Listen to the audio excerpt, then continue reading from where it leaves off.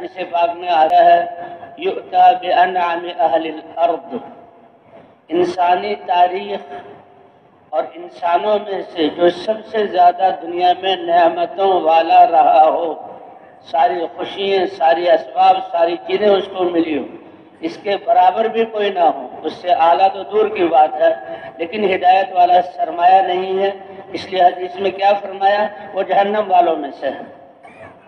دنیا والوں کی نظروں میں تو بڑا کامیاب رہا کہ انسانی تاریخ میں اس سے اچھا کوئی آیا ہی نہیں، تو انعام اہل الارض، لیکن ہدایت کا سرمایہ نہیں ہے تو لکھا ہوا اہل النار، یہ جہنم والوں میں سے ہے۔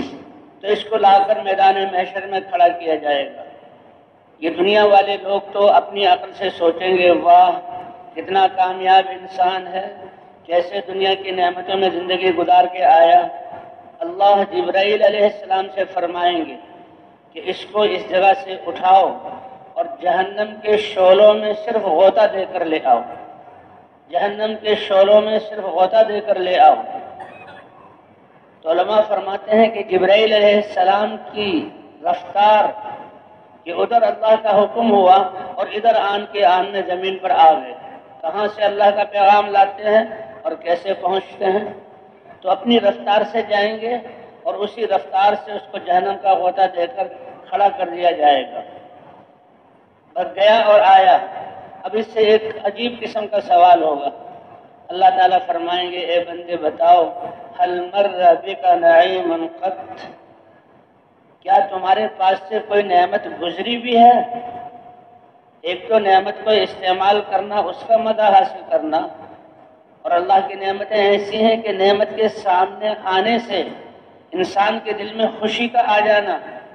یہ مناظر دیکھنے کے لیے لوگ جاتے ہیں تو ان جگہوں کے مالک نہیں بنتے، منظر کو دیکھنے ہی سے خوشی۔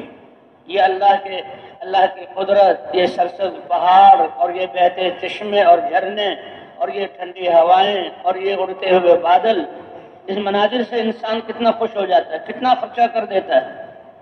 تو نعمت کا دیکھ لینا، اب لوگ تو سمجھ رہے ہیں کہ یہ تو نعمتوں کو استعمال کر کے آیا ہے اور ان کا فائدہ اٹھا کے آیا ہے، اور سوال ہو رہا ہے کہ نہیں، کیا نعمت صرف گزری ہے اس کی خوشی بھی تمہیں ہوئی ہے؟ هل مر بک نعیم قط وهل رأیت خیرا قط، کبھی خیر کو دیکھا بھی ہے کہ اچھائی کیا ہوتی ہے، ٹھنڈا موسم کیا ہوتا ہے؟ جی ہاں، کبھی